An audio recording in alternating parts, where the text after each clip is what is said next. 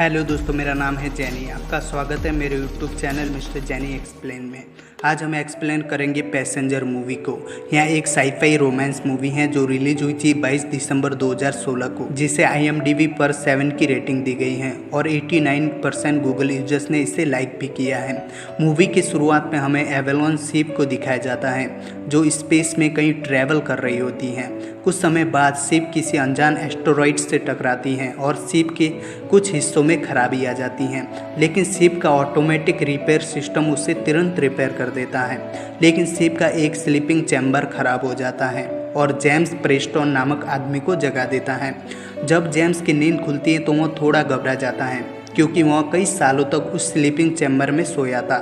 जब वह बाहर आकर शिप की छानबीन करता है तो उसे पता चलता है कि एवोलोन शिप को अपने गंतव्य स्थान होमस्टेड सेकंड प्लैनेट पर पहुंचने में अभी भी 90 साल का समय बाकी है। वह परेशान हो जाता है क्योंकि स्लीपिंग चैम्बर ऐसे बने थे जो उन यात्रियों की उम्र बढ़ने नहीं देते थे जो स्लीपिंग चैम्बर में सोए थे। लेकिन जेम्स का स्लीपिंग चैम्बर खराब हो चुका था। वह 90 सालों में तो उस शिप पर मरने वाला था।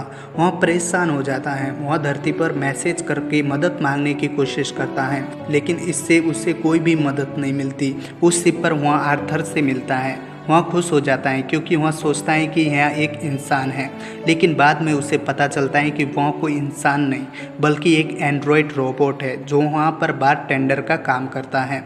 वहाँ जेम्स को शराब पिलाता है। जेम्स अपने स्लीपिंग चैम्बर को ठीक करने का भरसक प्रयास करता है, लेकिन वह किसी भी हाल में उसे ठीक नहीं कर पाता।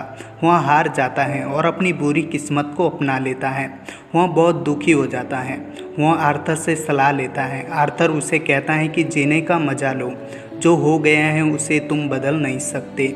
जेम्स उसकी बात मान लेता है और मशीनों से दोस्ती करके उनके साथ खुश रहने की कोशिश करता है। लेकिन वह एक इंसान था। वह उस शिप पर अकेला ही फंसा था, इसलिए वह डिप्रेशन में जाने लगता है और बहुत ज़्यादा शराब पीना शुरू कर देता है। इसी दिनचर्या में उसके दिन गुजरने लगते हैं। वह दुखी होकर मरने की कोशिश भी करता है, लेकिन वह ऐसा नहीं कर पाता और वापस उसी दिनचर्या में जीने लगता है। एक दिन वह स्लीपिंग चैम्बर में सो रही ऑरोरा लेन को देखता है जो एक लेखिका थी। जेम्स उसके लिखे हुए लेख पढ़ने लगता है।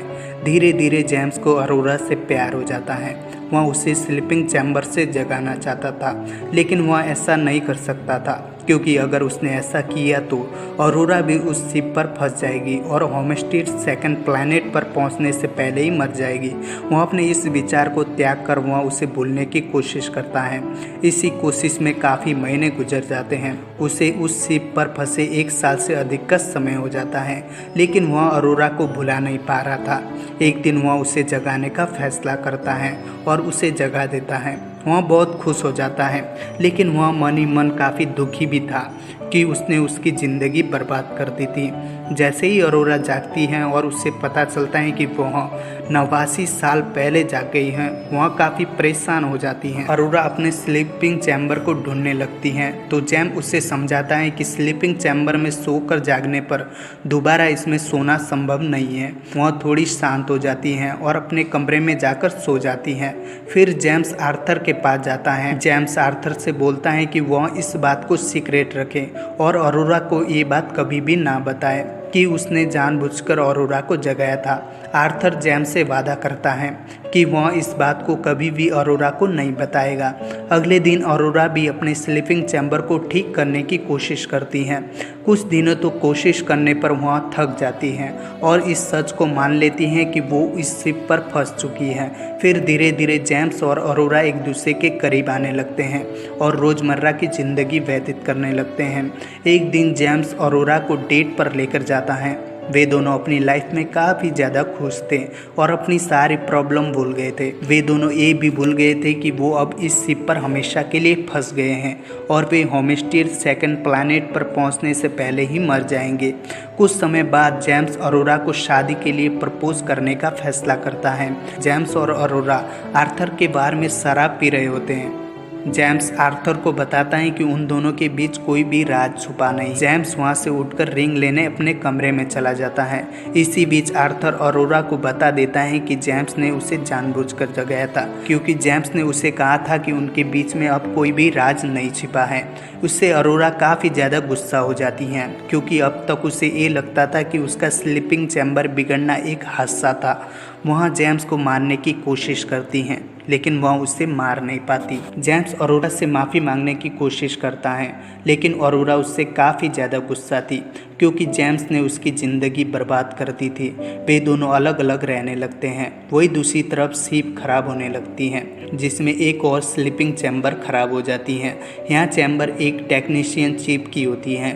टेक्नीशियन चीफ को शिप में कुछ खराबी लगती हैं। वे तीनों मिलकर उस खराबी को ढूंढने की कोशिश करते हैं। वही स्पेसशिप के सिस्टम फेलियर की वजह से रोबोट, वेंडिंग मशीन, लिफ्ट आदि चीज़ें भी खराब होना शुरू हो जाती हैं। कैप्टन गस बीमार हो जाता है। जब उसका मेडिकल चेकअप करते हैं तो उसमें 612 बीमारी का पता चलता है। वहाँ उन दोनों को बुलाकर शिप में हुई खराबी का पता लगाकर उसे ठीक करने को बोलता है, और कुछ ही समय बाद उसकी मौत हो जाती है। उसके बाद जेम्स और अरोरा शिप में हुई खराबी का पता लगाने में जुट जाते हैं, तो उन्हें पता चलता है कि शिप में एस्टेरॉयड के टकराने से छेद हो गए थे, जिससे शिप का दरवाज़ा जैम हो गया था। दरवाजे के बंद होने से रिएक्टर काफ़ी ज़्यादा गर्म हो गया था। अगर रिएक्टर को ठंडा ना किया जाए तो पूरा का पूरा स्पेसशिप किसी भी वक्त फट सकता था। वे दरवाज़ा खोलने का प्रयास करते हैं। जब दरवाज़ा नहीं खुलता तो जेम्स उस दरवाजे को बाहर जाकर हाथ से खोलने का फैसला करता है। वहाँ बाहर जाकर दरवाजे को हाथ से खुला रखता है। यहाँ अरोरा रिएक्टर को ऑन कर देती है। रिएक्टर ठंडा होने लगता है। तभी हवा के प्रेशर से जेम्स अंतरिक्ष में गिर जाता है और वहाँ शिप से उसके सूट और अरोरा अंतरिक्ष में कूदकर वापस उसे शिप पर ले आती हैं। लेकिन अंतरिक्ष में ज़्यादा समय तक रहने के कारण जेम्स के दिल की धड़कन रुक गई थी। वहाँ उसे एक मशीन में डालती हैं और उसे ठीक करने का आदेश देती हैं। मशीन जेम्स की छाती पर प्रेशर डालता है, जिससे वापस उसकी धड़कन शुरू हो जाती है। खुशकिस्मती से जेम्स बच जाता है। फिर जेम्स देखता है कि वह उस मशीन को आदेश अरोरा को गहरी नींद में भेज सकता है, जिससे अरोरा होमस्टेड सेकंड प्लैनेट पर पहुंच जाएगी। वहाँ उन सपनों को पूरा कर पाएगी जिसके लिए वो इस स्पेसशिप पर आई थी। लेकिन अरोरा उससे प्यार करने लगी थी।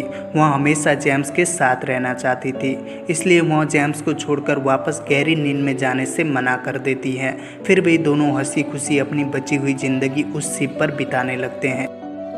मूवी के अंत में हमें 88 साल के बाद का सीन दिखाया जाता है, जब Avalon ship homestead second planet, वहाँ पर हमें अरोरा के लिखे लेख के कुछ अंश सुनाए जाते हैं, जिसमें उसने अपनी और जेम्स की उस शिप पर बिताई गई खूबसूरत ज़िंदगी के बारे में लिखा था। यहाँ पर फिल्म का दी एंड हो जाता है। अगर आपको वीडियो पसंद आए तो वीडियो को लाइक करो, कमेंट करो और चैनल को सब्सक्राइब करके बेल आइकन को प्रेस कर दो। मिलते हैं अगली वीडियो में, तब तक के लिए बाय बाय।